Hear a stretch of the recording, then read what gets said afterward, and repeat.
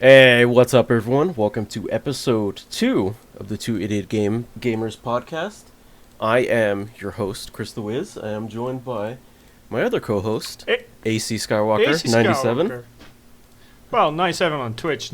AC Skywalker, like everywhere else, you'll probably find me on like Instagram, lurking around, being a goober with the lightsaber, and falling off climbing rates a lot. Yeah, he just got done going doing like some climbing shit. So how was that? Yeah, it's City Rock. That was fun. I mean, it was a good session. I did get stuck on my current like boulder project route. I kept slipping off the one hold, and couldn't hold the heel hook. But that's fine. I'll get it eventually, probably. I have no idea what you're My talking fingers are about, so stronger. but it sounds important. Oh, So it's very important. a lot of stuff's been happening. Last episode we touched on the Doctor Disrespect stuff that was happening. Since then, Yeah, like literally like the same day as we recorded the podcast, he came out with a tweet that's saying that basically he admitted to publicly messaging the minor, privately messaging the minor, but he admitted it publicly. Quote, were there Twitch Whisper messages with an individual minor back in 2017? The answer is yes. Were there real intentions behind these messages? The answer is absolutely not. These were casual mutual conversations that sometimes leaned too much in the direction of being inappropriate, but nothing more. Nothing illegal happened. No pictures were shared. No crimes were committed. I never even met the individual. If you guys don't know, I believe he was banned back then, or I'm just trying to remember because there was a clip of him coming on stream and admitting that he had cheated on his wife, and the public consensus is it happened around the same time frame that he met up with the minor and cheated on his wife with them. But of course, nothing's been proven yet. There's still a lot of stuff in the air.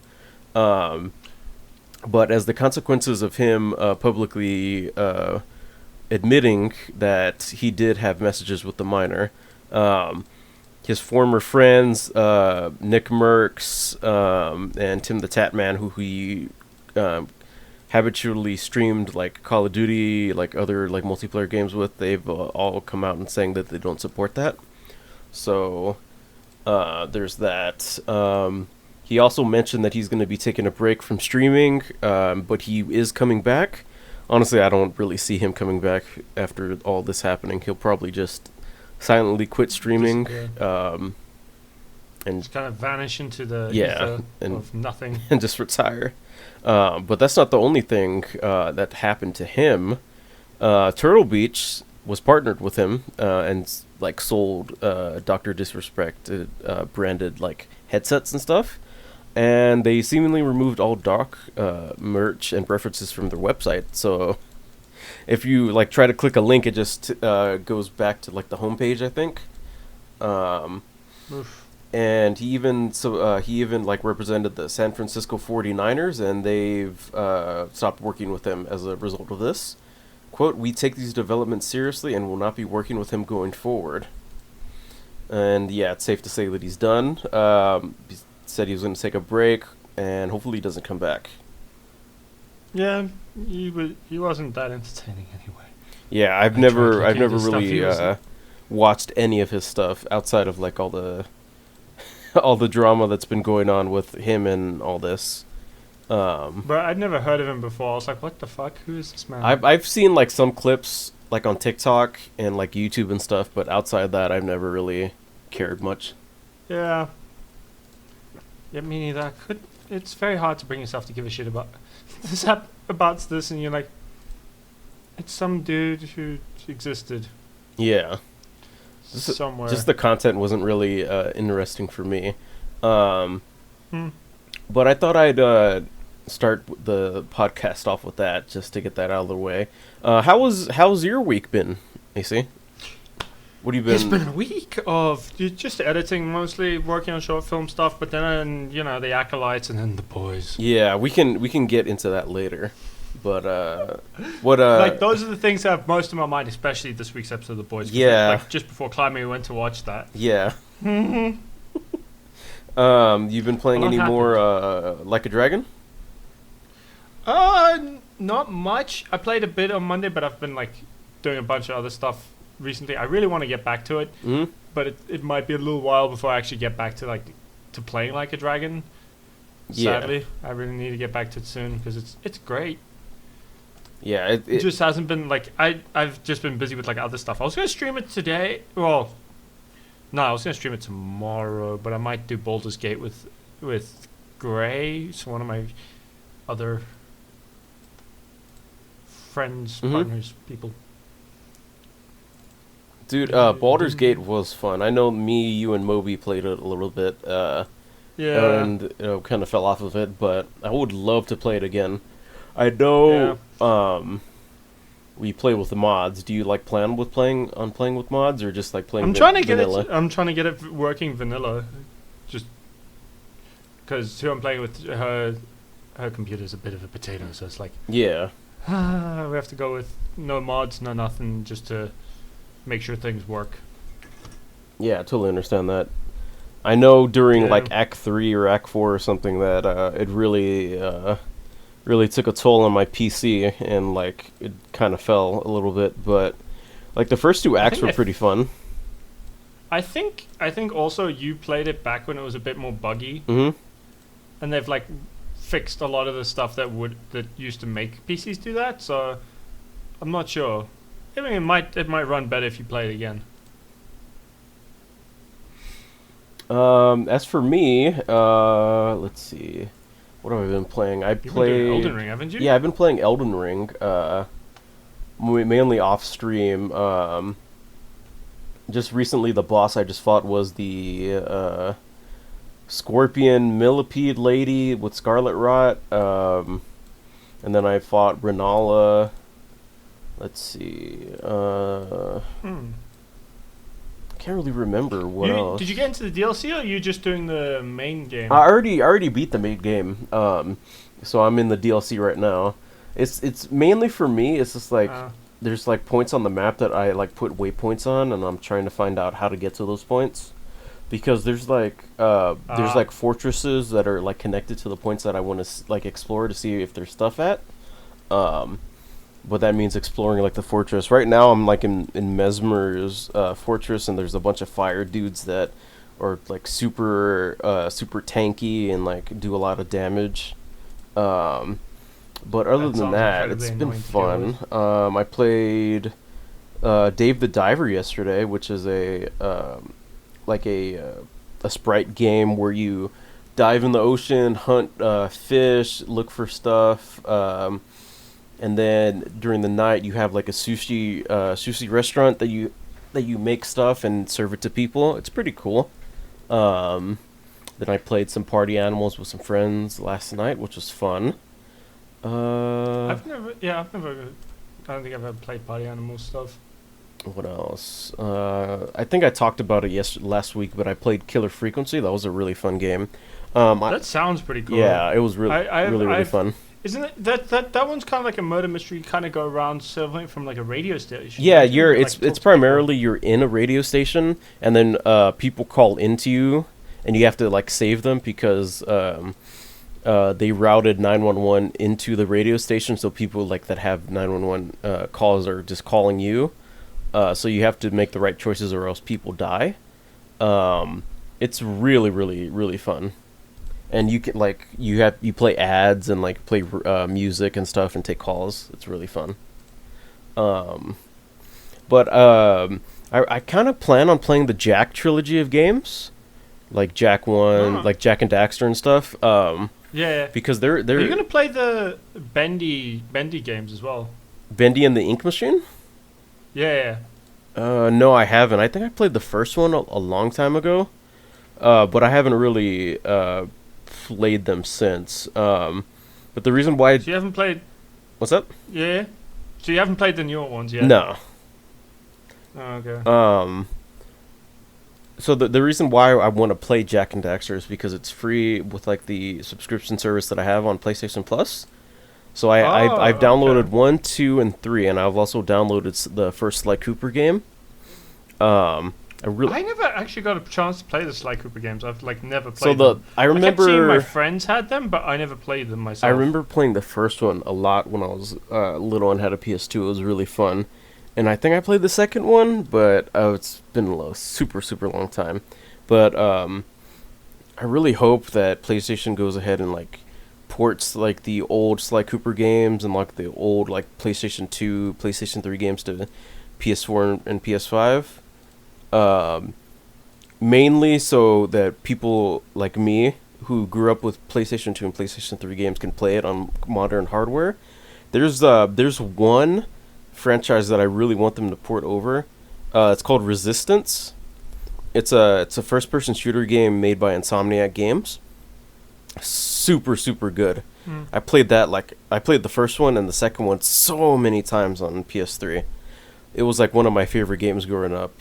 And like practically like the only way to play it now is to have like an old PS3 and just like pay the outrageous amount of money that people are probably reselling it on like eBay and stuff, or just emulate it. But I really prefer like playing it on consoles since it's more stable. That's fair. Yeah, I really hope. Most I really hope they bring it back. Yeah, most of my stuff was on like most of my childhood stuff was like PC games. So like I fucking played shit like, oddly enough, Mass Effect 1 was one of the childhood games I remember. But I also grew up playing on PS1, so I played like Monsters Inc. and a Digimon game. The Digimon game was really fun. It was like a fighter game, but like it was a 2D fighter, kind of like Street Fighter, except all the maps were like squares you could run, and it would like rotate the map as you fought. It was pretty cool. What game was this? It was a Digimon fighting game. I can't remember its name. I haven't played it in decades, but like I'll have to ask my cousins. They had the games when I was a kid. Also played like the Monsters Inc. PS1 game, and that one was really cool. That was just like a platformer, but it was fun. Let's see. What else have I been up to? I think that's about it. I didn't really have a lot of time to really stream all this week because at work's been super, super busy, and that took a lot of my time. I had to open up all of last week, and then this week, Monday and Tuesday. And today and yesterday were my only days off, so I was just trying to take it easy and stuff. Not do too much work stuff. That's fair. Yeah. I mean, I've just been editing the whole day. Plus, there's a thing called OA in town, which stands for Operational Assessment, which means they come to the store and like rate it, and our goal is to get like 5 stars. So I really had to hunker down and do everything perfect. But yeah, what were you saying before? You were doing more editing stuff?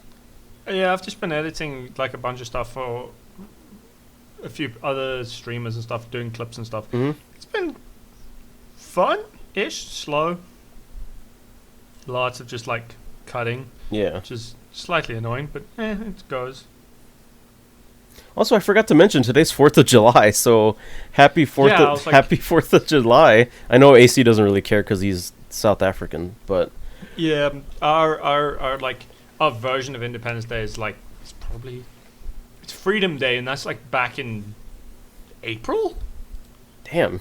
So ours, I know why it's back in April, because it's the day. So ours is also a bit more recent because it's the day that Nelson Mandela was released from prison back in 1994. Oh, the Mandela effect, dude, right? No, well, you know what the Mandela effect refers to, right? Yeah, I think it refers to him. The people think that he died in prison, but he didn't. Yeah, back in the 80s, people thought, like, for some reason, everyone had this idea that he died in prison in the 80s. But Madiba never died. It was like, that wouldn't happen to South Africans. All South Africans would be like, what the fuck are you talking about? Madiba was president. He was the first, like, democratically elected president of South Africa after apartheid. And he only served 1 term. But he stepped down. So he voluntarily went, I'm too old to keep going. He literally was like president for 1 term and went, okay, I'm too old for this shit. I'm out. I got us this far now. It's somebody else's fucking turn. I'm done. Yeah. Which is one of the more interesting things I've seen in politics. Politician with balls. Oh God! Speaking of fucking politics, this whole, I think it was a couple of days ago or something, but the thing between Biden and Trump that was so painful. I don't really care to really get into it, but USA is kind of fucked. You're run by a pair of your choices for voting are a pair of geriatric old men. Yes. You're I know. fucked. And the worst part is, so South Africa had our election this year as well, right? Mm-hmm. And the ANC lost its. So the ANC is the incumbent party, right? Mm. They lost their majority. They lost their like giant majority that they had for 24 years. Like they've had it for.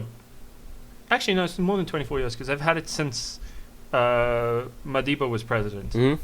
So they've had that majority and they've been in power for that long, and they were terrible. They were fucking shite after Mandela. But it was like a slow process where they like tried really hard to be good, and it just like degraded over time quite badly. By the time it got to, I gotta ask, when it comes to like the decision for like what was it, what did you call when they turn off the power for like certain amount of time during the day? Oh, load shedding. Yeah, load shedding. ESCOM and load shedding. Whose decision was that? Is that like... That was ESCOM. Oh, that's so ESCOM. That was the guys who gave us power. That was their decision. They're trying to take the load off and make it so that they can generate power for when the country like needs power. But Mm-hmm. it was kind of a thing where everyone was like, "That's just bullshit. You guys are fucking lying to us." Yeah, dude. When we first met and you told me that, oh, like my power's gonna go off like for like a couple hours, I was like, oh, what happened? Like, is there like a power outage or like something going on? And you said, oh, it's just load shedding. And I'm like, what is that? And you're like, oh, that's when like the power goes off for everyone during like certain hours of the day. And I'm like, that's so bullshit. That's so dumb. I would hate to live in South Africa to have to deal with that. And apparently, sometimes it doesn't go according to schedule, and sometimes it changes at last minute. Yeah, sometimes they'll also shift like the level of it. So we'll have a day where they're like, "Oh no, you're just a level," because it goes from between stage 1 to stage 8. And sometimes you'll start the day at stage 1, and you like plan for a day where you only have load shedding once, and they'll be like, "Yeah, we're now at stage 6. And you're not going to have power for majority of the day." And you sit there like... So, what does stage fuckers. 1 through stage 8 mean? Like, stage 1, like, you can't... So stage 1... So stage 1 would be...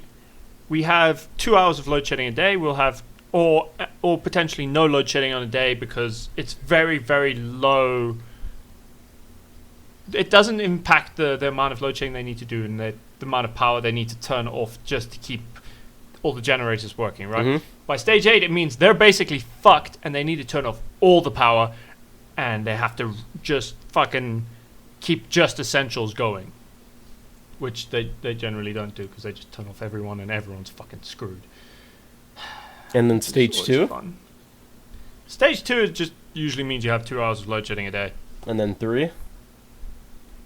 Stage 3 means you tend to have 4 hours, but they're split over 2 different areas. Same for stage 4. Stage 5 is where it goes up to like 6 hours, and you'll usually also have it paired with a thing where it's like, oh, you're just not going to have power for 8 hours today. Damn. And then like 7 and 8? 7 and 8, you basically have like 4 hours of power a day. Damn. What stage are you guys in right now? 0. We don't have load shedding at present. Okay, that's good. Because for the elections, the ANC decided to buy up a fuck ton of diesel, and they used that diesel to like generate the power they needed so they could try and hopefully win a few more votes, right? Keep the power on, people don't notice problems. And that's what literally everyone's like, we know what you're fucking doing, you dickheads. Do you guys have a lot of solar panels over there? Because I'm guessing it's really sunny a lot, right? So we're still. I mean, my house doesn't have it yet, but my best mate has solar panels. He lives like 4 blocks away. All my neighbors have solar panels. We're just still renovating the rest of the house. We haven't gotten to the solar panels yet. We're fixing everything else. The house needs new flooring and a bunch of other shit going on, which I'm working on. It's just really slow because I have to refloor the floor in my hallway. I have to get off the glue that was a fuck up from the last time we put down wooden floors. So that's a pain in the ass. Yeah. And then, so I'm still working on getting proper solar, but you know, there's a lot of people just using solar power. It's usually per house. We don't really use it for the grid. So that's also taking money away from ESCOM because people don't want to pay or send power back into the grid because they're like, you guys fucking screwed us. We don't want to give you anything. And they also tried a thing where they try to charge people to use solar and nobody paid them. Damn, really? They were like, fuck off. You couldn't keep our power on, so we're not going to fucking give you power back because of this sneaky, slimy bullshit. Damn, man, living in South Africa really does suck. It does, and the rand is worth sweet fuck all. So that's why I'm like, I can be cheap when I pay for. I can be a cheap editor because currency means you get it. I get a lot of money out of getting paid like $30. It translates into a fine amount of money. Oh, that's Not good. anymore, but I will say, because of the recent elections and the fact that the ANC didn't win and they lost their supermajority, we now have a coalition government, which means we have 2 parties running the country together. Is it like a Democratic Republican type of thing or something else? Well, it's a true democratic country, right? Mm-hmm. So what it basically means is that we have hundreds of parties that kind of go. We kind of have 5 main parties that you could argue are the ones that give you, or that we get the most for. So we've got 5 main parties that most people vote for, which is the ANC, the DA, so the African National Congress, the Democratic Alliance, Nkonzo Amawesize,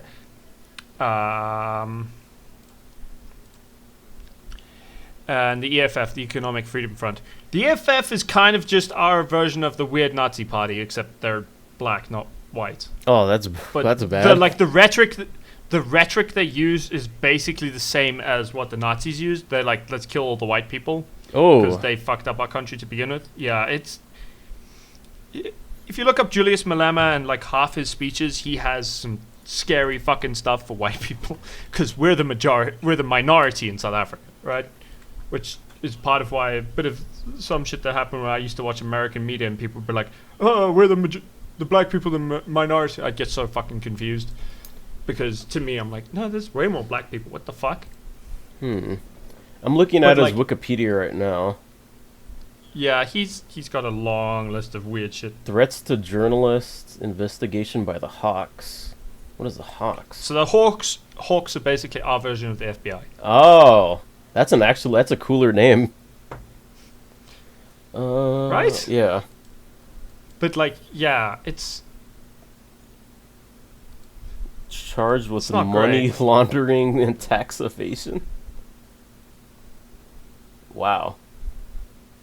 Hate speech, conviction, acquittal. Damn. There's a lot of bad stuff that he's done. Yeah, and he's in charge of the EFF. He's like the leader of that entire party. Economic freedom fighters.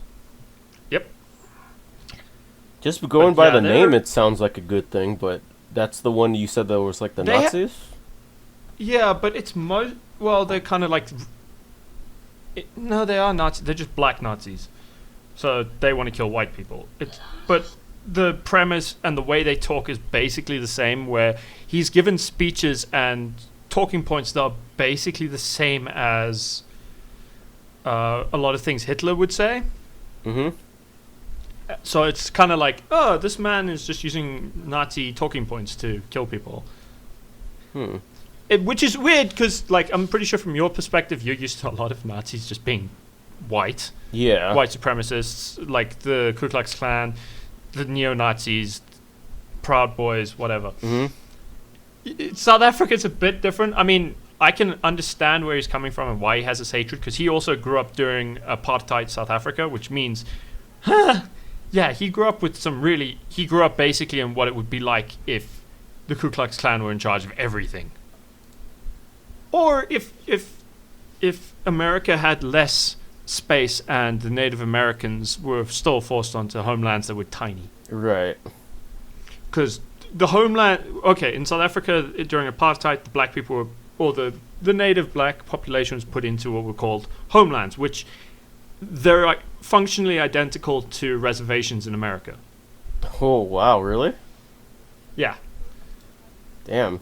In America, if you look into the reservation... Well, I don't know that much about it, so I can't say for with 100% confidence that this is exactly how it is. But from my understanding of it, the homelands or the reservations are basically the same as the homelands that were in South Africa, and we got that idea from looking at America.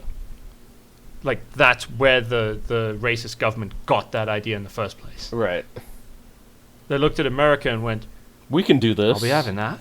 Yeah, we could do that. But they had less land to work with and just sort of forced them into these, like, really shitty parts of the country. But functionally, it's identical. It's an identical thing. Where they couldn't leave. They had to have, like, I don't know if the Native Americans need to have, like, basically passports to go anywhere else in the country that they originally had, but you would need what got called a dompas, which was just because everyone thought it, which translates to dumb pass, because people are like, that's stupid as fuck. You have to have a pass to go to Joburg when your ancestors used to own the land that is Joburg. You'd have to, like, walk around with a pass to say you can even be there. I feel like you should have, like, a channel that's dedicated to explaining South African stuff. This is gonna be titled the South African episode. The episode I talked about all the weird shit that happens in my stupid fucking country. Dude, it's funny. I was looking at our analytics, and, like, based on what where their people are from, like, one person is from U.S. and, like, I think 3 people are from South Africa. Yeah, South Africans, we like to listen to our own, just ramble about stuff. And I'm sure if we put this on, like, YouTube or anything, people will just freaking lose their minds about correcting me on the shit that I'm getting half right and half remembering. Because this is not research. This is just, like, shit I remember from having done, like, school and stuff. Mm-hmm. So this is my, like, half remembered stuff, and I'm like, yeah, I remember everything being pretty fucking sketchy, and a lot of the stuff that, like, Americans would judge and condemn in South Africa, they were just doing to Native Americans. They just had, like, more land, so it was slightly more humane, but it was, like, basically the same thing. Right. So yeah, 67% is from South Africa and 33% is from the United States. Which is funny. That is pretty funny, though. Alright, let's see. Let's look what else is on the docket that happened. Oh, yeah, Dead Rising is getting a remaster titled Dead Rising Deluxe Remaster. It literally came out of nowhere. It's Who asked for that? Yeah, it's Dead Rising 1, but remade in the RE engine. One thing I noticed when I saw the trailer, the original voice actor for Frank West, it looks like they didn't get him back, because the voice is, like, completely different. I don't know. That's a shame. I don't know if the other voice actors are changed as well, or they got them recasted, but from what I saw, it looks really good, like, graphics wise. There's a lot of changes that they mentioned. You're going to be able to move while shooting. Um, See, just that makes it more playable. Just that one. there he little goes thing. again with I'm like, the Resident Evil hate. Why would you have a shooting system that makes you stand dead still? It's like, I think I'm gonna shoot that guy over there. There's another guy behind me who's trying to shoot me, but I need to kill this guy in front of me. I'm gonna stand dead still so I can get a chainsaw through my back. It's Why? It's releasing September 18th this year. Definitely gonna try that out when it comes out. I think it's coming out for all consoles too. I'm probably gonna get it on Xbox just to see. Are you interested in playing that too? Yeah, I'd be keen. I mean, it depends on if it's on the Game Pass or something. But yeah, I'd be keen. Let's see. Resident Evil 1, 2, and 3 are releasing on GOG, which is Good Old Games. I didn't really know what Good Old Games really was, but I looked into it, and apparently they pre-patch and restore like old games so they work better on current operating systems. So I took this from the website. Quote, in order to ensure compatibility with newer versions of operating systems and current PC hardware, games are pre-patched and restored by GOG.com. Whenever possible, GOG.com attempts to acquire the game's original source code, which can prove as difficult as determining the legal rights to games. From this, they can work to make the game compatible with modern and future hardware, directly apply compatibility fixes, and sometimes incorporate well-established community-made patches from a game's fan community, which is really good because if you guys have played any old games on Steam, like sometimes they run good, sometimes they run like the absolute shit, and you have to like Google like how to make it work, or you have to go in the INI files or like change stuff, which is you know what's even more annoying. Really annoying. I've been playing the KOTOR games, right? Mhm. Knights of the Old Republic. 1 and 2 are glitchy as fuck on my PC. Yeah. So on my Windows, on my big beast machine, they're glitchy and fucking half run, and like will crash utterly randomly. Some missions just won't work. Some events that are like interesting events story wise just won't trigger. Oh no. But on my laptop, my shitty ass Apple laptop, the games run perfectly. I'm like, Well, I guess it's time for you to get it on GOG then. I got it on Steam because it was like fucking cheap when I got it Yeah. on Steam. Cost sweet fuck all. Now I'm like, I don't want to buy these again. Although I do have the mobile version of KOTOR 1 on my phone, and that runs perfectly. Yeah. Let's see. Nearly 6 months later, Power World devs confirmed Nintendo never drew so much as an inch of its legal sword over bootleg Pokemon allegations. Do you remember when Power World came out? People were like saying like it was made with AI and it was just like a complete rip-off of Pokemon and stuff. I mean, people always will find every possible reason to complain about something that really isn't worth the amount of complaints they put into it. Dude, it got so bad that people were like emailing and like messaging Nintendo directly, like saying, "Hey, are you gonna do anything about this?" And then they responded like, "Oh, we'll do something if we find evidence of wrongdoing." And apparently nothing happened because the creator of Power World, Takuro Mizobi, says the studio heard quote nothing at all. Nintendo and the Pokemon Company didn't say anything to us. Which kind of confirms like none of the allegations really held any water. Because if they did, you would be 100% sure that Nintendo would like descend on them like a pile of like sharks to like a whale carcass in the ocean. Yeah, but I feel like they couldn't do that because it's like, and then they'd have to sue Digimon, and then they'd have to and they're like, I refuse. This is all stupid as fuck. Why would I do any of that? Dude, that reminds me. There was like a Pokemon mod for Pal World that someone did that replaces the all the pals with Pokemon, and the person who made the mod was hiding it behind like a paywall, so people had to pay to use the mod, and like Pokemon like descended on that dude immediately and just told him, "Hey, take this mod down, or else we're gonna have to like sue you and stuff." I think they probably would have been fine with the mod if he hadn't been making money off of it. Yeah, that's definitely. So like if it had been a free mod, they probably would have just never noticed or given a shit. And the moment they were like, "Oh, pay us, pay me," he was like, "Pay me for this." The Pokemon company was like, "I'm sorry, my bro, get fucked." Because if you look like, say, Fallout 4, New Vegas, and look at all the mods that they have there on the Nexus mod page, there's like thousands upon thousands of mods. I don't know their stance on like paid mods and stuff, but does like partner with some mods, mod creators, and like may make like official mods that they sell through the Creation Club, which gives a portion of the revenue to the mod people, which is good. But then you also have like completely like basically like whole different games like Fallout London or like the New Frontier, which adds like a whole new maps and like side question characters and stuff. And it's just like totally free. That's kind of sick though. Yeah, that is really, really sick. I can't wait for Fallout London to come out and I'll play it. But right now they're just waiting on London.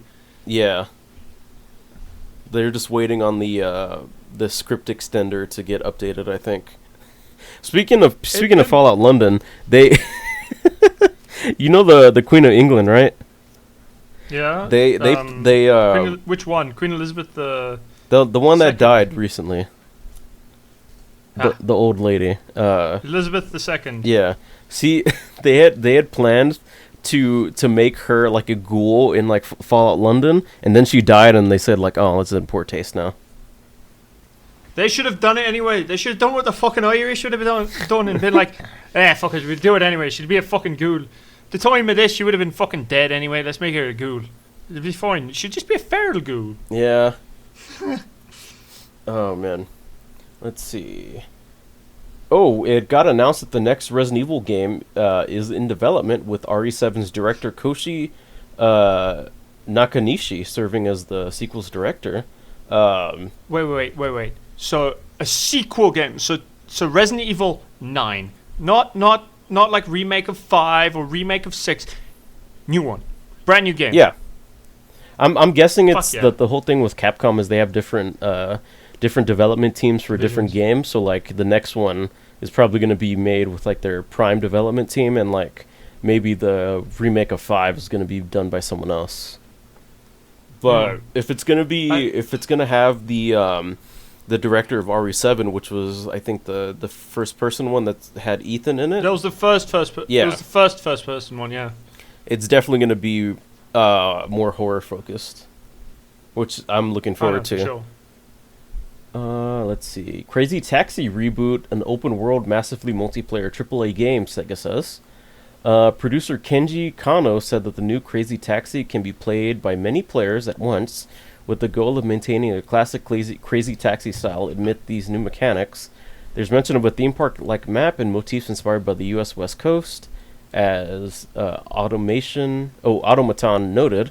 One image reveals the player driving a police car, suggests new types of modes. Have you played a Crazy Taxi game before? Nope. So, only one I've played was like the original one, and that's like the one that they had at arcades and like pizza places, like at Peter Piper Pizza or like Mr. Gaddy's and stuff. Basically, the premise of Crazy Taxi is driving around, picking up people and driving them to their destination, and you can like do like go off like what is it? What's the word? Do like crazy stuff, like crash into things, crash into people, buildings, like make sweet jumps and stuff off of ramps, and it's like really crazy.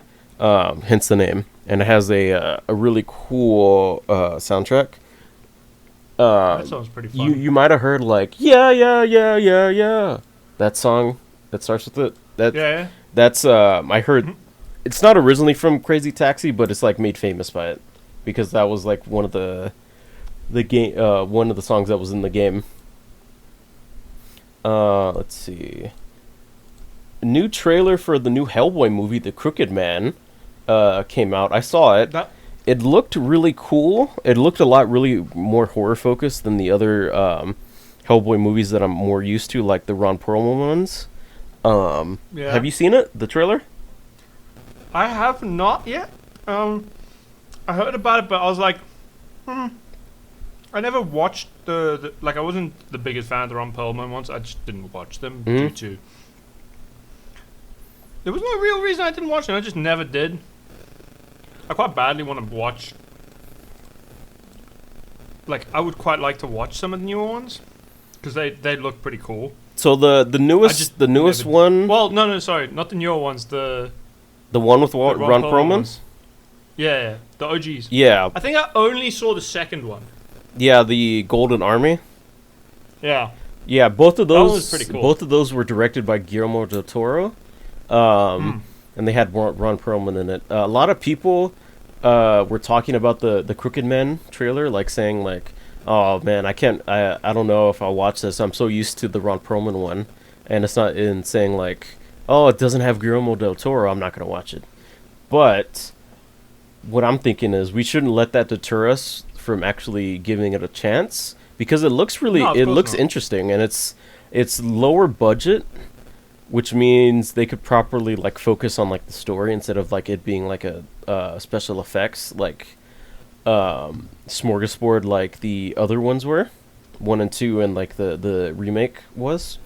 I love Yeah. Ron Perlman as much as the next dude when it comes to Hellboy.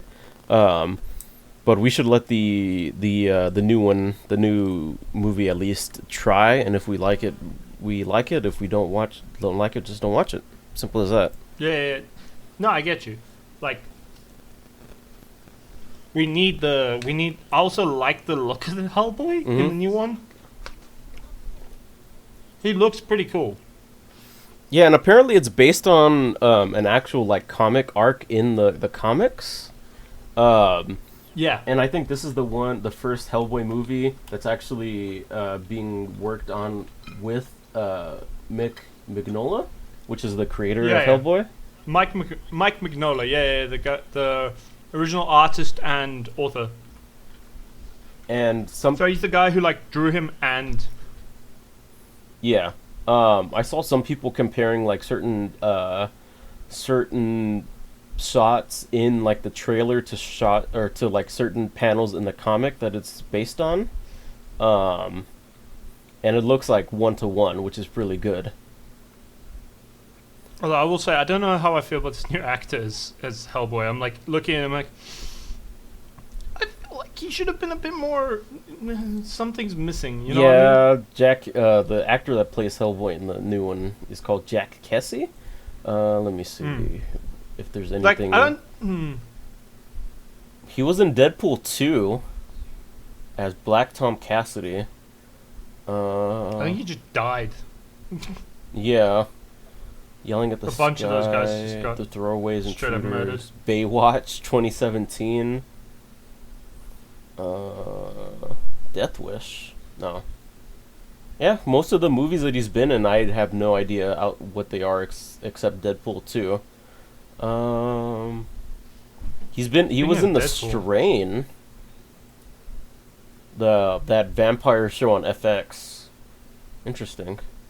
Which was created by Guillermo is del Toro. Huh. That makes sense. But TLDR, give it a shot. Just because it doesn't Yeah, have totally Ron would. Perlman or Guillermo del Toro doesn't mean it's not going to be good or bad. I mean, it's got Mike Mignola, and he wrote the original books, which Yeah. like made Hellboy big enough for people to want to make movies out of him. So I'm like, it's got someone who can definitely tell a good story. And don't forget, Hellboy is like almost like a household name. Like it's so popular that he was in Injustice 2 as a DLC character. Yeah, I have him in Injustice 2. He's hard as hell to play. They did him dirty though. Why? His moveset is kind of it's like all over the place, and it's just hard to get him to actually work. Yeah. Injustice 2. I wasn't really much of a fan of the Injustice games, but Injustice 2, I really like made an effort to really play. I main Scarecrow in that game. I main Flash. I main Flash because he's incredibly good at just like getting past the guys who like playing big guys. I can usually hit them before they do anything. I'm like, Oh god, don't even get me started on fucking Deadshot in that game. I can beat Deadshot with Flash, but that's just because I can get up close before he can start spamming his bullshit shooting. God, Deadshot was such a mistake in that game. You can counter him with Green Arrow. Yeah, but it's just that every time you block like a shot that he shoots at you, he gets meter off of it, so he can like shoot you a couple of times, you block it, and then he can just like meter burn like the shot that does a lot of chip damage, and basically he's sitting at full screen just shooting at you. The problem with him is if you get it up close to him, you can usually just cheese him to death before he can do anything. If you get up close before he manages to start firing off his shots, you just like, hey, beat the shit out of his face. It's quite funny to do that, but it's also quite hard to get in. If someone's good at playing Deadshot, it's quite hard to get in close enough to hit him. Mm-hmm. Also, speaking of like fighting games, I bought Soul Calibur because it was like $40. The newest one? I will say, 6? Soul Calibur 6. That's I think that's the newest one. I mostly got it because I could get it for $40, which in rands is probably the equivalent of like. It's like $2. It's like $2-3. Damn. Yeah, Soul Calibur 6 is the newest one. That one had Geralt of Rivia from Witcher 3, and other Witcher games. So how are you enjoying it? Have you been playing a lot of that one? Not yet. I'm still like in the early stages of. I've had other games to play. I installed it. Mm-hmm. But yeah, I technically spent 80 rand on it, but I also was like, I got it. I think I just got it the day before yesterday, and I haven't had like a chance to play because yesterday I was working, and then I was playing Halo with Saber, which was kind of sad because when we got like halfway through the start of Reach, and then her power died because of squatters who were like leeching power. Damn, really? Which is another yay South Africa moment. Jesus. Like squatters just living in her home? No. So they live in the just above her like suburb. Uh-huh. But they steal power. So they like they leech off the power cables. So they like they siphon power from it. Dude, that's annoying. There's a part in that of like something like that's 1-to-1 like that in Like a Dragon. Yeah. But that's pretty common in South Africa, is just seeing people just siphon power. Oh, that's crazy. Okay, time for the good part. The thing you've all been waiting for, guys. We're going to be talking about the new Star Wars Acolyte episode. And the boys. But the Acolyte first, because the Acolyte, I have seen online a lot of people hating on it, and I feel like most of the hate is unjustified. It's just people wanting more adrenaline and not getting it. Alright, so spoilers for the new Star Wars Acolyte episode that came out day before yesterday or something. So if you guys don't want to hear about spoilers for the Acolyte and the new Boys episode, go ahead and just fast forward. Alright. Yeah, you want to skip. You are warned. Alright. Go ahead. So, wait. Give me one sec. So, this episode of The Acolyte, let's do some non-spoilery stuff first, where we just give some basic thoughts on. You told me that after I do the spoiler warning. Yeah, you did the whole spoiler. I just realized, I'm like, if I give my just generalized thoughts to start with, right? Mm-hmm. It was chill.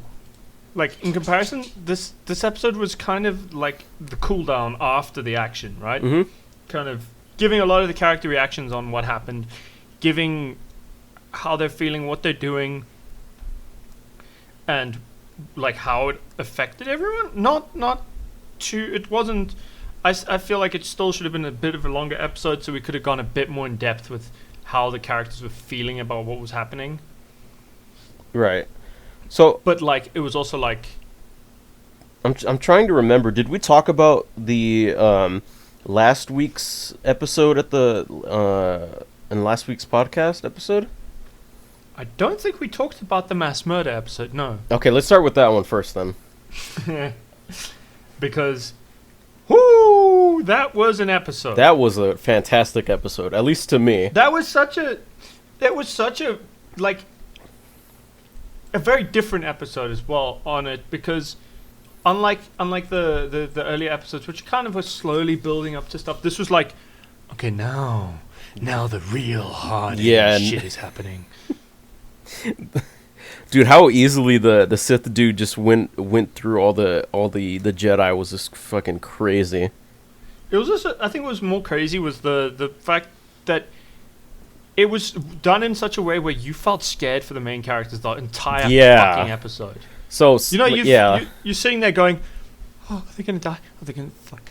And like, I haven't felt tension like that from a Star Wars fight ever. Yeah. Actually, no, I have. I tell a lie. The last time I felt it was the first time I saw Phantom Menace. Oh, when because Qui-Gon died? In that fight, yeah. Because in that fight as well, there's also the thing of, you don't know if he's going to live or not. Yeah. Because he doesn't appear in the other movies, but maybe he could be in episode 2 or whatever, because reasons. Yeah. Like, he doesn't necessarily have to die. He could leave or whatever, but like, he might die. So that was the last time you feel like this genuine tension and like fear for these characters, right? But it's kind of deflated in the Phantom Menace, because you know Obi-Wan lives. He has to live because we know where he dies. So there's a bit. It also depends on the order you watch things, right? So I kind of watched them in chronological order, so that did make the tension in the fight a bit more. I was also a little kid, so I didn't fucking know shit. But that was the last time I felt it in a Star Wars movie, where I felt this genuine fear that people are going to get murdered. And then I went online, and people were like, oh, that's cool, but we're going to shit on the choreography, and we're going to shit on this and that. I'm like, do you guys like Star Wars, or do you just want to shit on it? Is like, that your only reason for watching Star Wars, is to find a way to shout about how bad it is for some reason?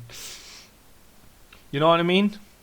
Yeah, I know what you mean. That's the impression the internet gives me, is the fact that they only watch it so they can shout about how bad it is. I'm like, that's the one thing I really hate about modern like nerd culture when it comes to like, say, new Star Wars or new like Marvel shows, is that people always find something to hate, and they fixate on that one little part, and they times like 100 or like 1,000.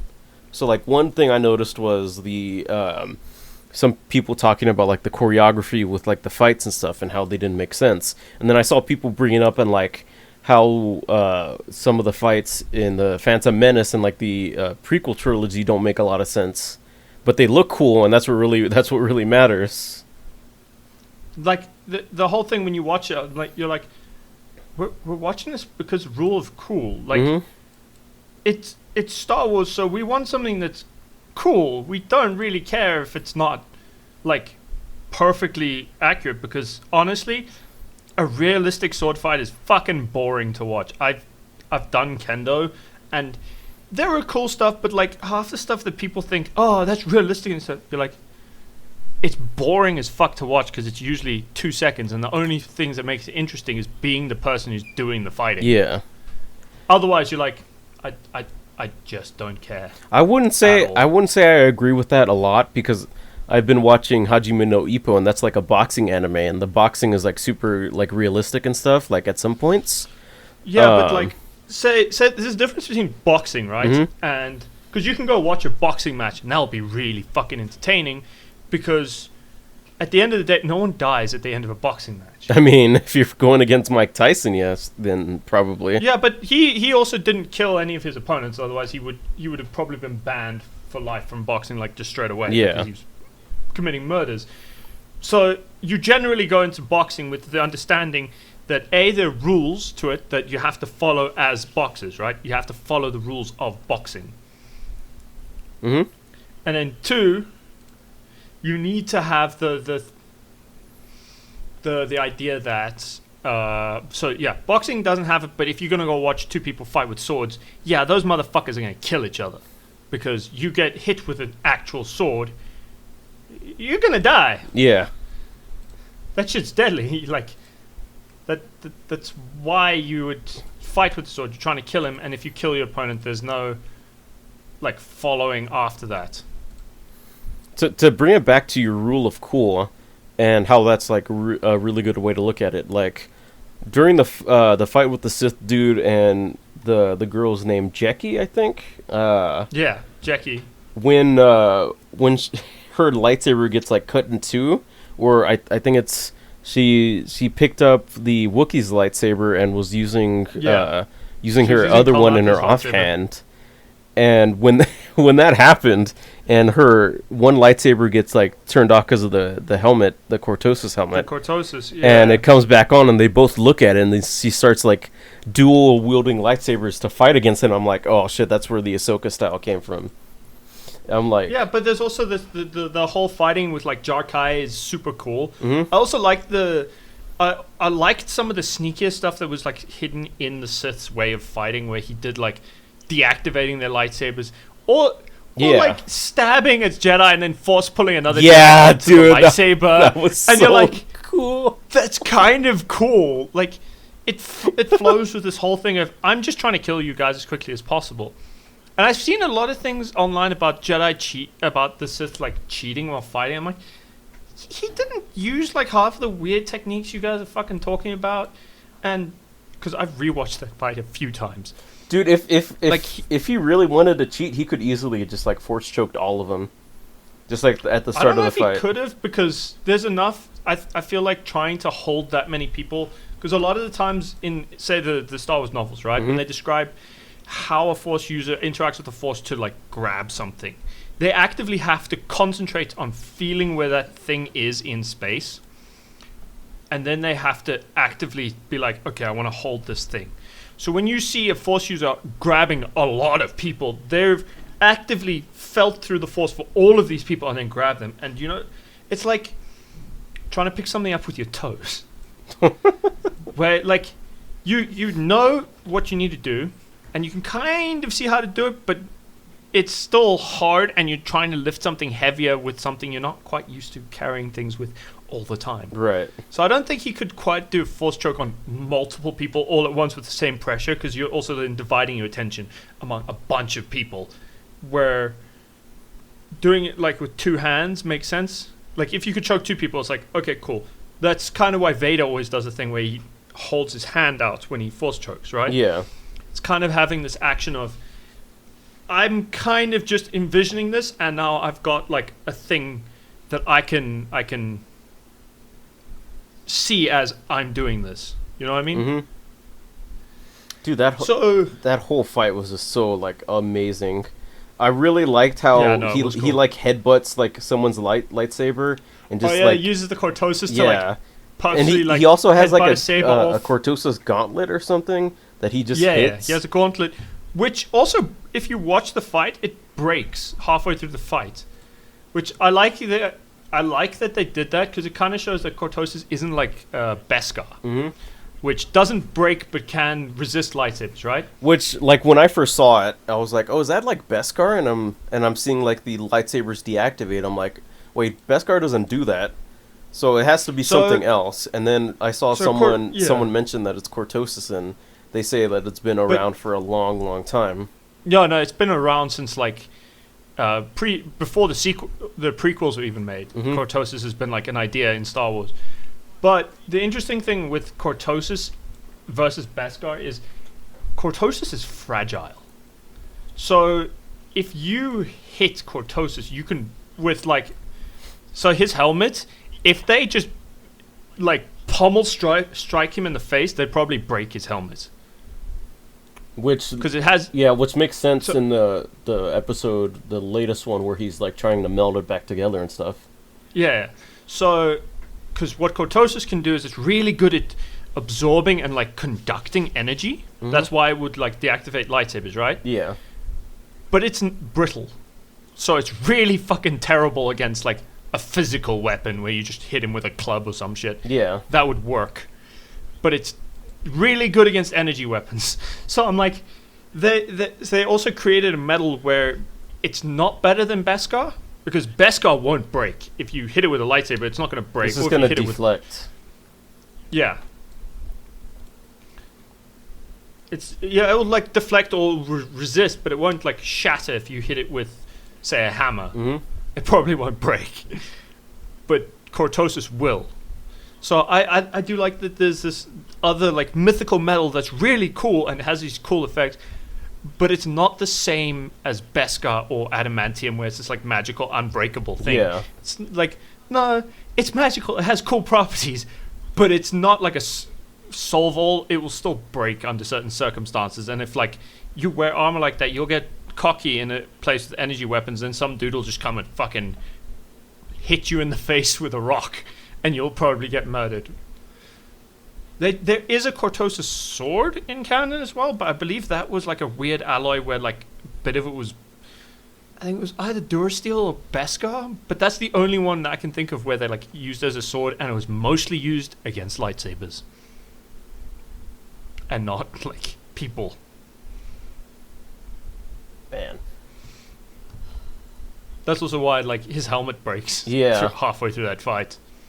Dude, when I found out that Jackie was the same actress who played X-23 in And Lyra from his Dark Materials. in Logan, fact, I was like, oh god. Yeah. She's like so And then young. she died. The way she fucking died, dude. Yeah. Also, she's like 20 something, right? The actress is like 20 something. I think she's your age, actually. Let me see. Daphne Keane. Daphne Keane. Yep. Let me see. So I know she's been in his Dark Materials where she played Lyra, which is one of my favorite book series of all time. I fucking love his Dark Materials. Yeah. The live action, the series adaptation is a little bit different because they updated when it takes place, so it's in the modern day as opposed to like the late 90s. Yeah, I know her from Logan. That was like the first Yeah. thing I saw her I know her in. from, I think that was her first like big film, but I know her from Logan. Then she was in his Dark Materials like straight after that. That was like the next thing I know her to have been in. Let's see. Logan came out in 2017. She was in a show called The Refugees for 7 episodes. And that was then before. his Dark Materials, which came out 2019 to 2022. Yeah. And then now Acolyte. Yeah. Also, if you want to watch a really banger series that's just really well made, really well shot, like it's just excellent, I highly recommend his Dark Materials. It's fucking amazing. It's well made, it's well shot, but I still struggle to finish season 2 because in the books, it's my favorite book, but also the hardest of the books to read because I know It's- of it's like- his Dark Materials is the Golden Compass, which Yeah, apparently that's is the like the first same thing. So the Golden Compass was the first book, and the original title of the book was The Northern Lights, but they retitled it so it just kind of had a theming convention with the other 2 books because book 2 was called The Subtle Knife and book 3 was The Amber Spyglass. Hmm. And they just got more and more brutal, Brutal how? if you will. So it's a very interesting thing to read, though. I highly recommend it to anyone who wants to read a really good book. What his Dark Materials books? Yes, I recommend the books and I recommend the series. The series is slightly different because it's also, I promise you this, season 3 and the book 3 will break your heart. Especially you, Chris. You're a bit of a softie, I'm sorry to say. But those will break your heart, I promise you. And if you lie to me, I've watched your VODs of you playing the fucking Yakuza games and actually breaking down crying. For Okay, example, with that Kiryu was seeing Haruka and Haruto. that was the only time I actually cried on stream was when that happened in Like a Dragon Gaiden. You still cried. Yes, because it's a sad scene. He was a coward. Were you calling me a coward or Kiryu a No, coward? Kiryu. Okay. I watched the VOD, man. I got it spoiled. That's also partially why I was playing Like a Dragon. I'm like, I want to forget what happened. But yeah, the Jeki died. She basically got like shanked to death with like a with a lightsaber dagger. With like, it was like a Shoto saber, so it's the same as Ahsoka, but it was her like offhand saber that came out of fucking nowhere, and you're like, you fucking what? And then it was, Dude, it was so like, it was so crazy. Like it was shot from the back, and you just see like the lightsaber going like clean cut through her body, and like and then it does it twice more. Yeah, and then like, wait, and then fucking whoa. and then the dude just breaks the other guy's neck. I forgot the guy's name, but Yord. Yeah, Yord was Nord, cool. yeah. I liked Yord. Yord was Yord inspired the Yord Horde. That was a genuine thing in the fandom. I was like, well, you guys are gonna be really fucking disappointed. He's dead. But And then Saul almost killed the Sith. Yeah. I genuinely was screaming at my screen when Osha stopped him. I was like, what the fuck? No! Let him do it! Let him fucking kill the dude! You'll save yourself so much goddamn pain. And then she stopped it. I'm like, I know Dude. you would grapple with this for a season, but it's fine. Let him die. dude, I also like the one where the stranger kills Jackie, and then Soul's like, no, she was a child, or she was just a kid. Yeah. And then the stranger's No, like, you brought her here. What did you think was gonna happen?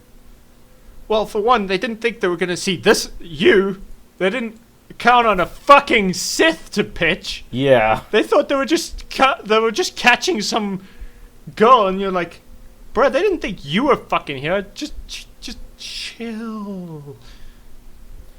Dude, was a bit of what really got me at the end was when they did the whole switcheroo with what was it, with May and then Osha.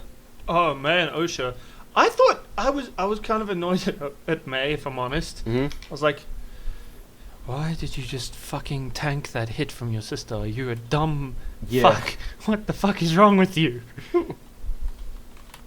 I was genuinely annoyed. And then I saw people angry that May cut her hair off with the lightsaber, and I saw someone like tweet that, like saying, "Man, cutting your hair off with a lightsaber is like the dumbest thing ever."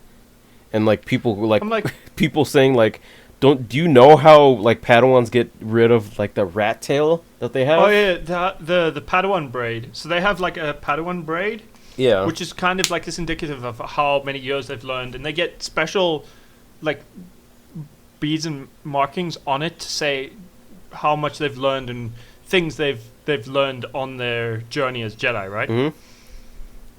And yeah, in the knighting ceremony, it gets cut off with a lightsaber.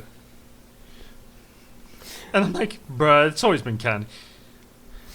I was like, I wish you'd taken Yord's fucking lightsaber, because that would make sense to Yeah. me. But no, just ditch the lightsaber and do whatever the fuck.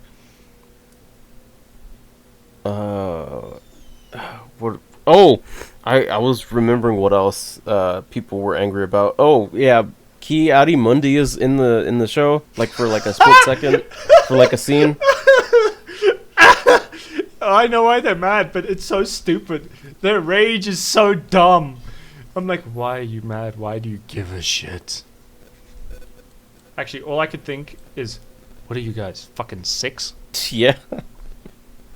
And people were It doesn't matter. People say like it messes with like the lore and the timeline and stuff, and like my go-to thing is that I saw was there was a episode in the Clone Wars animated show where they bring back a Jedi that had like horns on the side of his head that fought against Grievous, Oh, Eth Koth. Yeah, Eth Koth. Yeah, I think it was Eth Koth. And like the guy who made the show was like looking at data books and stuff, and he was like, "Didn't that guy die at the Battle of Geonosis?" And he opened up the data book, and he was calling. I think he was calling George Lucas or someone on like the movie on the movie team, and like, "Hey, I had a question about like the Eth Koth dude. We want to bring him back in like the Clone Wars show, but I'm reading here that." He was like unfortunately one of the casualties in like the Battle of Geonosis, and like George Lucas said like, oh, who cares, just bring him back. Because so the rule I found with Star Wars canon is that George Lucas had a rule, right, when he was making it. His rule was anything he makes is canon. Mm-hmm. So it doesn't matter. He won't give a shit about the comic stuff. He will acknowledge it, and if he sees a cool idea, he'll probably be like, okay, I'll use that. But for the most part, he's like, anything that's in a cartoon or the movies that's hard canon. That will always have been what happened. Anything that happens in the books or is written is like a soft canon in the same vein as like Warhammer 40k, where you could say it's canon if it doesn't conflict with anything in the movies or TV series. Yeah. But so anyone who complains that, you have to just kind of be like, the canon's only the stuff that appears on screen, or is licensed, or is the like straight up books from LucasArts. If they like straight up release a book themselves, Mm-hmm. that's also canon. But hilariously enough, The Ki-Adi-Mundi thing. Like the Ki-Adi-Mundi thing, right? Okay, let's go back to that. The Ki-Adi-Mundi thing is because in Legends, he had a whole story where he was like 80 in the movies. Yeah. Right? Or originally he was like in his 80s or whatever. In the prequel movies, in the like one of the now non-canon data books, he was like in his 80s. It's not a canon data book. Keep that in mind. Which makes sense given like how old he looks in like the prequel movie, like all the white hair and stuff, and then how young he looks in the Acolyte. In the Acolyte. But I still thought it was funny because I personally really don't like Ki-Adi-Mundi as a character. I'm like, he's such a dick. He's such a dick. Wait, why? What did he do? Okay, so in the original canon, he had 5 wives. Oh yeah, I read that the reason why is because I think males of his species are like a rare commodity, and there's like a lot of like females, so he basically has like the free pass to have like a relationship in order to propagate his species or something, right? Yeah, but the reason fans are like, fuck this guy, is entirely because he also shat on Anakin for having like romantic feelings for someone. You're like, this motherfucker has fucking 5 wives and he's talking shit on Anakin. Fuck this man. But like, I'm like, that seems like a viable reason to fucking hate a dude. He's just a prick. Fuck that. You know what I mean? Mm-hmm. But I'm also like, I don't really care. I was like, oh, it is Ki-Adi-Mundi. He's a dick. It would have been cooler if they'd used Plo Koon, who's like a fan favorite character and originally was like 200 years old. I mean, they did have like a Plo Koon lookalike as one of the Jedi people, which I thought was Plo Koon, but no, it's just she's another member of his species. Yeah, but not the man himself. You know what I mean? Mm-hmm. Which is still kind of cool, but I'm also like, why Ki-Adi-Mundi? Couldn't you have used Plo? Everybody fucking loves Plo Koon. Yeah. And you choose this dickhead. What the fuck is wrong with you guys? Yeah, it was one of those moments I had. Still, it was funny people getting so angry about that one little scene, like where he just says, or like the Sith, or I forget what he says, but I remember in like the prequel movie he says the Sith haven't been heard from. We haven't seen this in like a millennium. Over a millennia, and it's like, Okay. I don't really care because I'm like, it's kind of like, doesn't really matter in the long run. Yeah. It's one of those things where you're like, And yeah, but also no. so I don't know shit about like the data books and all this stuff and like the backstory of like who Okay, that stuff I do know a lot about. like who but I'm Ki also like, Mundi is. I just knew he looked familiar because I saw the prequel movies and like the Clone Wars TV show, and my rationalization of it was, oh, his alien species must be long lived because he looks young here, and then in the prequel movie and the show he looks like he has like a like white old man beard and stuff like that. That's like my understanding of it. That's part of the reason why there's a lot of fans who are like, I personally live by the philosophy, don't let the creators get bogged down by canon, and that's what it seems the creators are doing, where they're like, they're not sticking to the old canon of like legends and be like, oh, we have to treat this like it's hard canon. They're more treating it like they're Barbosa and it's more sort of guidelines. Like, these are cool things we could do and we could use and incorporate, but they're not the important part of what's going on.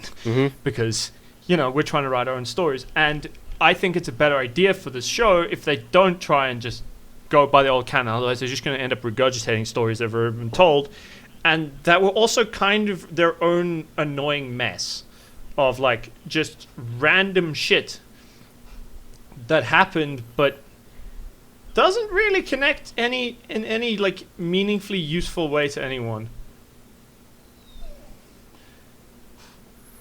Yeah, if it's fun, just make it fun, I guess. If it conflicts conflicts with canon, like so like hardly, like say, I don't know, Anakin time traveled back in time to like the Acolyte time frame, and he's like his own dad or something. That'd be fucking dumb. Yeah, but that would be really fucking stupid. But like, what they did do instead was a bit more interesting, where they're like, we're just gonna create our own story that doesn't really like link back that hard to everything else, and the few conflicting things aren't a big deal in any meaningful way. Like, Ki Mundi being alive is slightly meaningless, if that makes sense, where it's like, it doesn't matter that he's alive. I saw some people theorize that the reason why he says what he says in like the prequel trilogy is because what happened on the planet, and it's like, so they want to keep it hidden, like what actually happened, so, and they don't tell the rest of the Jedi Council like, oh, it was a Sith that killed all these people. I always read it as he's just full of shit, if I'm honest. Yeah, like he's also like just didn't believe that was a Sith, and he's kind of just which would make sense because the Jedi's downfall was not believing that the Sith could actually come back after all this time. Their hubris and all that stuff. One thing I really liked in this episode was the hand-to-hand fights between Jackie and May. The stranger. Oh, Jackie and May. That was fine. Although I do like the fact that Jackie just on-site drop-kicked May. Yeah. That was so fucking funny. Like, out of nowhere, May like steps out, and it kind of gives the vibe that she might try and help the Jedi. Wham! Drop-kick! Let's fucking go! Yeah, immediately. So good. So funny. I'm like, there was some not good communications. And then leading into like the new episode, it's basically just May and Osha with Sol and Kamir, the stranger, them basically getting this other side of each other's story. Like May learning that after what happened down on the planet, that Sol is like really grief-stricken and wants to tell her everything about what happened on the planet. But he eventually figures out that it's not actually Osha, it's May, and like stuns her, while Osha is on the Sith planet, or I can't actually tell, because that looked. The weird thing is, you say that, but I looked at it and I was like, that looks like fucking the planet Luke was on. Yeah. I'm like, And Is that Act 2? dude, What the fuck? dude, I saw people saying that those little creatures that were in the beginning of the episode, the two little things, and then they eventually grow bigger to be like the big things that were like laying on like the side of the shore that Luke gets the milk from. Oh, that if that's true, that'd be so Because fucking they funny, look I'm not kind of gonna the lie. same and stuff. But it was really interesting to see that the stranger was actually like a former Jedi, and he apparently had like what looked like marks on his back. Which They looked like most people are theorizing that he was Venestra's Padawan. yeah, the lady alien with like the lightsaber whip. Yeah, the light whip, the saber whip. I'm still a bit on that.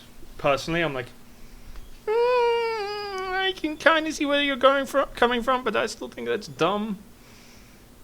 But also, it's interesting because she's a High Republic character, so she's in the High Republic books. Mm-hmm. In the books, she's like 17, so it's when she's like really young. She was like a prodigy type Jedi, right? So when she in the books, she was a knight at 15. Mm-hmm. She was a full Jedi knight, but she was only like 15 years old, and that led her to being a bit but she's also like this weird level of like paranoid. Right. So she tended to be like really insular in herself, but she had like one of the coolest masters in that era, right? Mm-hmm. In a guy called Stellan Gios, who he was like the Obi-Wan of his era, where like he did the most like just shit right the first time round, and had a mate who was experimental and kind of Obi-Wan, who was in love with one of their other friends who was also this great heroic Jedi, and it's a whole thing.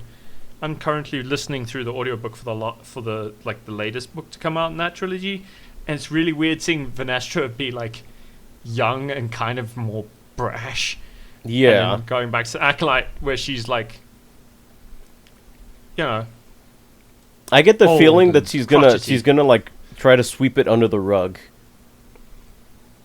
Like all the stuff with like the Sith and everything. It could be, but it'd be really weird if she did, because it'd be a little bit against her character from the books.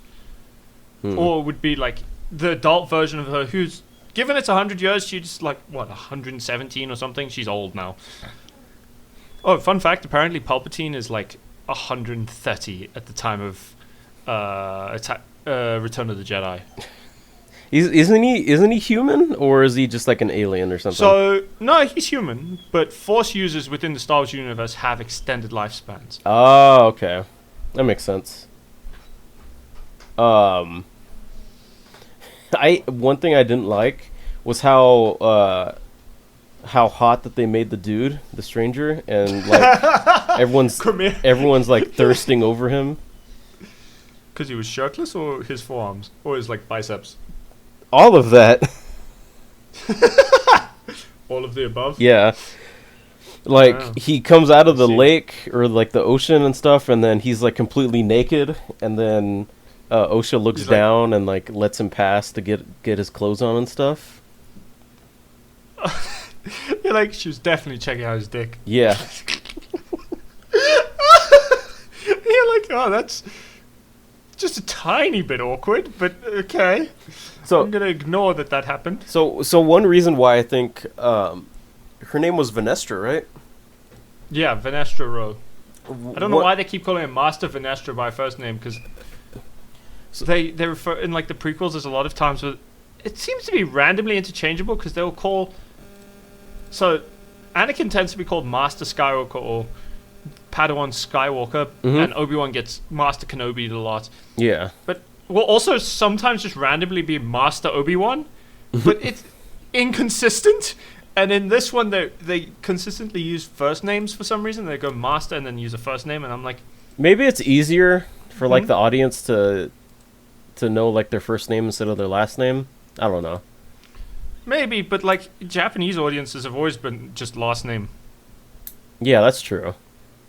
It's like, it's not that hard to trust your audience to like figure it out, you know, and you can read the credits if you want first names. So also Sol, everyone's like, we don't know if Sol is his first name, his last name, what the fuck? And I'm like, no one cares. So Ask a creator, they'll tell you eventually. One reason why I think she's gonna sweep it out under the rug, because all the evidence is like showing that Khmer was her old Padawan, and if word comes out that her old Padawan killed a bunch of Jedi and is now like a Sith and stuff, it's gonna reflect badly on her. The other possibility, there's one other possibility, right? So, Darth Plagueis had 2 Padawans. Yeah. Or 2 apprentices. He had, well, actually no, I tell a lie. Darth Tenebrae had 2 apprentices. So Darth Tenebrae was a Bith Sith Lord who was Plagueis' master. He had 2 who he kept secret from each other. He had Plagueis and another one named Venomous. Now, the other theory is that Khmer is actually Darth Venomous. Oh. So he is one of the 2 Sith Padawans, or Sith apprentices that Tenebrae has. And that the Sith are going to just straight up kill him. And they're going to be like, oh, that was just a random Darksider who had a red lightsaber. There's one more theory is that Khmer is the original Knight of Ren. So he ties back to the sequels, and he's the first of the Knights of Ren. Because of the helmet and everything? Because part of it is the helmet, but the other part of it is that they play Kylo Ren's theme when he first appears as the stranger with his like helmet to fight the Jedi. It plays Kylo Ren's theme song, or his a piece of his theme music. So that's the other theory, is that he is the first of the Knights of Ren, and he's not actually a Sith. He's not like a true Sith. And that we might see the true Sith appear in the next 2 episodes, and they are going to commit some heinous acts. So I think the next episode from like the teaser trailer that I've seen, or like the images from like the series trailer, is that it's going to be another flashback episode to show what actually went on, what happened at the planet. So, or at least to show what the Jedi did, what happened with the Jedi. Yeah, so we know one of the Jedi Masters, the one suspended in air, like always like doesn't talk. He had like a scar on his face. Yeah. But when they showed up when he was younger, he didn't have the scar on his face. So I'm guessing they're just gonna show up like they're just gonna reveal like what actually happened on the planet, what the Jedi did, and why May is actually like going after them. Because there's like one image of the Jedi Wookiee like jumping up in the air with like the lightsaber in his hand, like he's attacking someone. Yeah. And that hasn't been shown off yet. I keep seeing it, I'm like, it's not happened yet. So I'm guessing it's gonna be like another flashback from the Jedi's point of view to what actually happened. Because last time we got Mace, and this time I actually agree. I think we are going to get the Jedi's point of view, and it's going to like reveal a lot that everyone's like kind of assumed happened, and I suspect a lot of people are wrong on what happened, and it's a lot more complicated. Also, I get the feeling that because it's Twitter. Twitter just assumes that Khmer is there's romance for Osha and Khmer, and I'm like, this is just because Khmer's hot. That is literally the reason you. Dude, Khmer's good. Khmer's like the new hot boy, since Kylo Ren isn't really that relevant anymore. Remember when Kylo Ren was like, he appeared to Rey and like without a shirt on, and like Rey kept on staring at him. See, but here's the thing. Anakin is still considered hot in the community. Yeah. And it's been like 20 years. I mean, I know he appeared in Ahsoka, but he wasn't like being a thirst trap. He was just being Anakin. Yeah. You know. But he did appear shirtless in Revenge of the Sith. Admittedly, he was sleeping with his wife and like just woke up from a nightmare, but he was fucking shirtless, and people saw that and were like, Anakin. Which I still think is really funny. I liked there that Kamir was like telling Osha about the helmet that he had. That it acts like a sensory deprivation thing, like Yeah. like what the Padawans use when they're training against like the flying drone that shoots like the stuff at them. Yeah, yeah, yeah. So it's Um, just like them and the Force. and I remember because he mentions a specific thing like and what you bring with you, and it reminded me of the cave back on the planet Yoda was hanging out on. When Luke went in the cave, and the Yoda's like, "You only bring what you take in with you." Yeah. I do like that where it's just like, it's you bringing stuff in there. Hmm. And then the episode ends with Osha putting on the helmet and then breathing like how. I think that's just what the helmet did. Yeah, I think that's just like the like breathing effect of the helmet. yeah. Because Also, what's up? sorry, this is unrelated. Do your thing first. Because we know how Kamir sounds in the helmet, and it sounded a lot like how Osha sounds, just like breathing through it. So it's probably just gonna be like a voice effect. That's true. I agree. Or were you going to say? So I was going to say the actor who plays Saul is not completely fluent in English. He kind of learned English for this role. Yeah, So I'm like, holy shit, it's a dude. I'm pretty sure I mentioned that like, or I think the first But episode. like, he's still like the fact that he's able to like get such a connection with the audience while his English doesn't sound like, you can tell it's not his first Yeah. language. But I also do think that makes him feel more like a character who lives in a big universe as opposed to just like everyone sounding American. or I don't know or why, but, British. like, To me, if everyone sounds like a certain nationality all the time in a universe, it makes it feel small. Yeah. So like if everyone sounded like straight up American, it would bother me. If everyone just sounded the same American as well, like you should definitely have also some of the regional American accents like appearing in the show. Although, fun fact, Anakin sounds Canadian. Because Hayden Christensen is Canadian, so but you can hear it if you watch Ahsoka. There's a scene where he says, "Is that what this is, a boot?" It's really subtle, but you can hear a boot, and you're like, "Oh god, that's hilarious!" Like you can hear the Canadian come out for like a millisecond. You're like, "Bro is Canadian." maybe Bro moved to Canada for like that word. maybe Tatooine is just like Space Canada. Nah. Did you have anything else you wanted to talk about with Acolyte? Not that other than gushing over the costume design, which I think is phenomenal. Yeah. I love the fucking costumes to death. And oh wait, there was one more thing. The Padawan who's with Vanestra is fucking annoying. I don't know why, but his like vibe irritates me, and I can't explain it. I saw someone say that is this Palpatine when he's younger? That was definitely a joke. That's definitely a joke. I don't think it's Palpatine. Because, for one thing, Palpatine was never a fucking Jedi. He was a serial killer.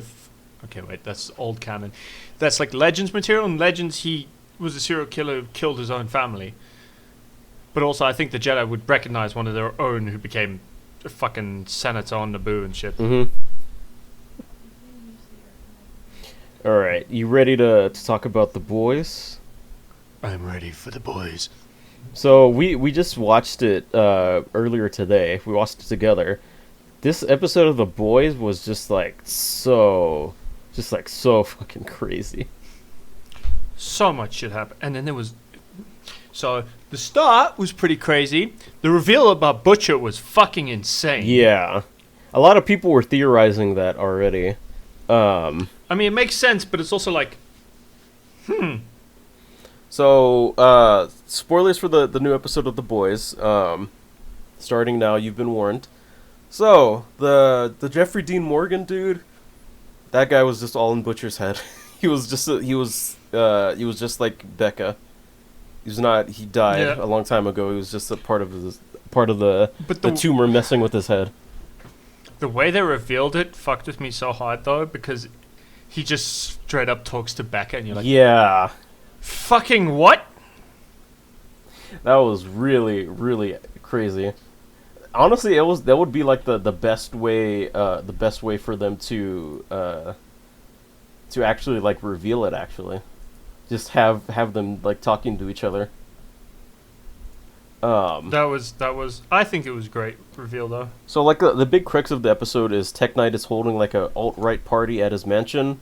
They get Huey to go undercover as like a Spider-Man soup named Webweaver.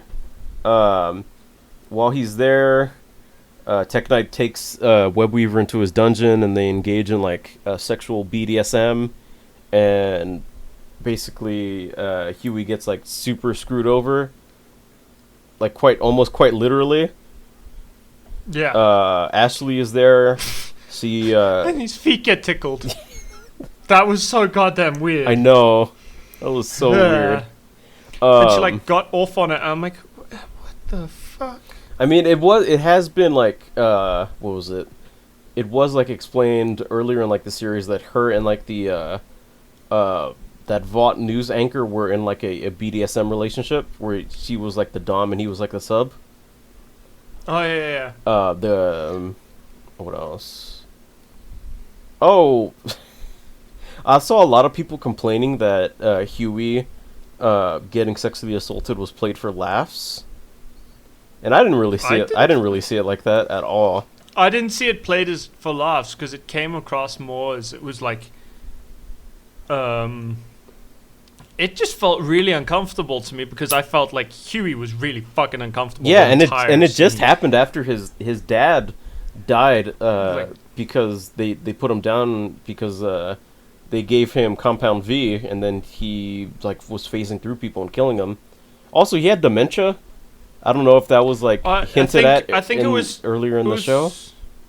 No, it was hinted more that the Compound V was giving him dementia. Like it was fucking with him because they gave it to him while he was in like a coma. They tried to use it to heal him, and but because he was in a coma, it like fucked with his brain. Yeah, that would make more sense. And then that's kind of why he was able to come back to like full cognizance, but it was not great.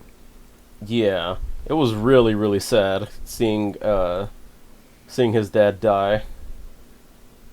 But this episode starts with them like spreading his asses where they made Made in Manhattan, which is I guess is a movie or something. I don't know. Yeah. But yeah, the real crux of it was just them getting all the politicians on like the Senate in like one place where they could like shoot their idea of it's more the far right politicians. Yeah, to do like the 25th Amendment and stage a coup to put like Soups in charge. So Tech Knight basically assaults Huey. The real funny part was when they got Tech Knight tied up and just started spending his money, sending it to different charities. I do like the fact that they first tried stabbing him, and that felt more played for laughs than the like what happened to Huey felt uncomfortable. What happened to Tech Knight felt like it was played for laughs. Like because he's like a masochist. He was a masochist. Yeah. So I'm like, it did come off as the first half felt really uncomfortable, and then what happened to Tech Knight was really funny, and I think it might have also been the slight relief from like what happened to Huey versus what happened to Tech Knight. Yeah, so they basically like get a hold of his laptop after his old sidekick Ladido, who's been tied up this whole time watching all the stuff happen, gets the laptop and they have to scan his eye, and they basically just like start wiring money out from his account onto to different charities. One of them being BLM, which he really hates. Yeah, just to be clear, he is 100%, racist as fuck and like a white supremacist. Sorry, I was forgetting what a fucking white supremacist was. And then his butler ends up killing him, which I didn't really expect, because in the comics, the whole thing with Tech Knight was he still had the tumor in his brain that made him like want to screw everything that had a hole. And he eventually like tried doing it with his butler, and the butler said like, "Nope, I'm leaving, and I'm leaking what happened to me like to news organizations." I do like that his butler just straight up killed him. Yeah. Like, no, this motherfucker is racist as fuck and has internment camps. Oh, no, right, dude. And the earlier scene where he's talking about how his family got the money because his family back then were like slave catchers, and he's all saying it to A-Train, and he says like, "Man, A-Train would have definitely gave us a run for his money, but we still would have caught him." Bruh, it was so fucked up, dude. So yeah, Tech Knight's dead. MM has like a panic attack, but he thinks it's a heart attack after he shoots Sister Sage in the head, but she ends up regenerating. and she just has like, she becomes a complete fucking idiot. Yeah. And then Homelander kind of like embarrasses himself by So what Homelander does is he's like doing this whole speech, like saying like, we need to save America. We got to do like Amendment 25, stage a coup, and all the other politicians are like, what happens to like the market and the stocks and all this and the oil? And he doesn't know anything. He was expecting Sister Sage to do like the talking, but she's currently like regenerating part of her brain, and like she's like not suited for it right now. And then Newman comes up and like saves the whole thing, and he looks like he's about to cry. He's so angry. Like such a fucking idiot because he didn't know what he was doing. It's so fucking. It's such a good scene though to show that Homelander doesn't really know what he's doing. He's kind of more like a spoilt child who's got way too much money, way too much power, but doesn't know how to use it in any meaningful way. Yeah. And then the episode ends with Firecracker meeting Homelander in his room, and then he like she squirts milk at him. She's lactating, and then he's like super confused, and then she reveals like she's been taking like a mixture of pills to make it that her body thinks that she's pregnant, so she just starts lactating, and he's like super on board and just starts like drinking. Looks like breastfeeding right at the end, like on the couch, and he's like curled up like a little baby. Homelander is so fucked, dude. Dude, he really is. It's so fucking dumb. It's so dumb. I know. Homelander. First, it started with Stillwell with him drinking her. Oh, yeah, in season 1. Him drinking her like breast milk and stuff. And then it escalated to him feeling jealous of the baby that she had because the baby was taking up time with her that should have been going to him. Or he felt should have gone to him because, again, spoiled child who needs attention, who like always deeply just wants love and affection and never really got it because, you know. Oh, also the thing with Billy, or with Butcher, he kidnapped Samir, which was the dude in the previous episode. That's which is Newman's like husband, boyfriend. That they have the kid together. Yeah, and they and had to do with the fucking killer sheep. Yeah, Billy like cuts off his leg, takes him to like some place, and in order to make the virus that kills Soups, in order for it to affect Homelander, it has to be synthesized and become airborne in order for it to actually like even affect him. Yeah, which would lead to a whole pandemic of all like the Soups being genocided, which means Annie, Kimiko, Victoria, and then the daughter all dying, and all while this is happening, Butcher has like his wife in his head like saying, no, you can't do this, all the innocent people that are going to be killed and all that because of this. And that's when it's revealed that Negan, I forgot the guy's name, but you guys know him as Negan, or Jeffrey Dean Morgan I know, from the Supernatural dude. I can't remember what his name was in the show fucking The Boys. It's Yeah. really It's revealed But that it is interesting. he's like part of the visions or like the stuff he's been seeing since he actually interacts with Becca, and she died in season 3. And that's like a huge thing. That's true. I kind of want to rewatch that now. What the I need to watch episode? Gen The V. episode? Gen V first.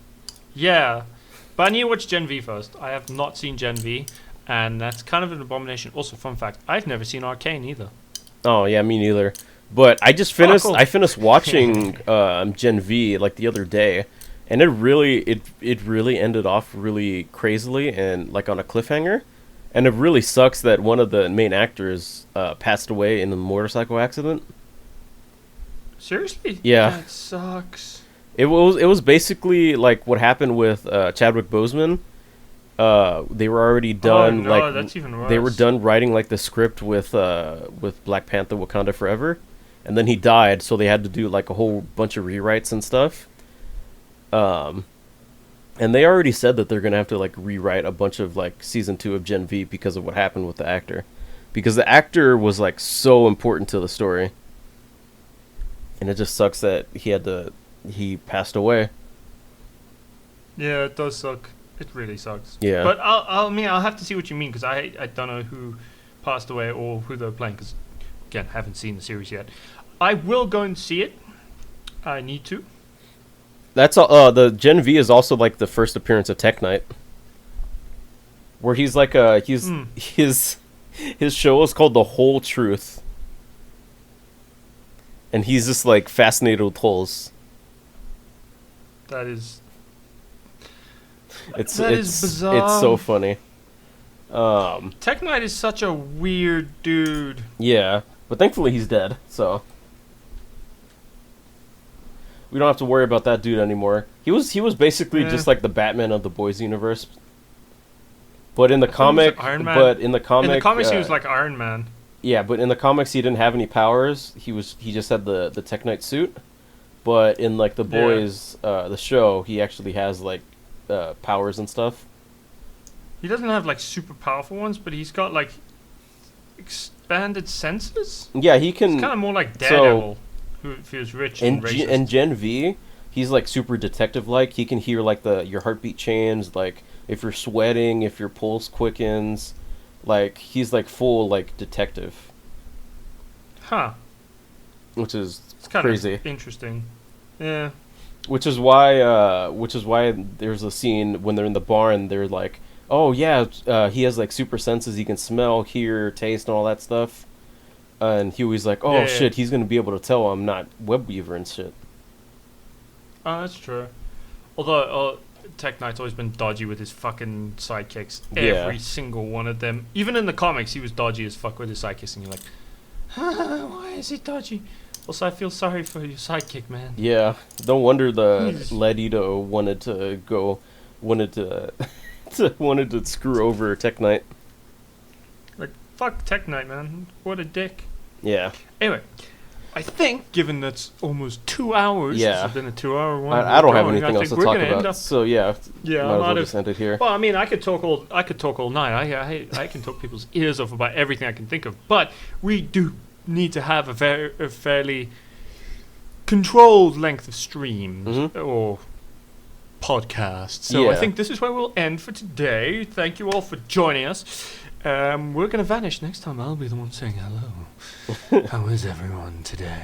Yeah, thanks for listening, guys. something like that. We will catch you guys next week for another episode of the Two Idiot Gamers podcast. But for now, go ahead and follow us on Twitter at the TIG Pod. Then there you'll be able to see both of us, get updates on what we're going to be talking about, stuff like that. I also set us up as an email.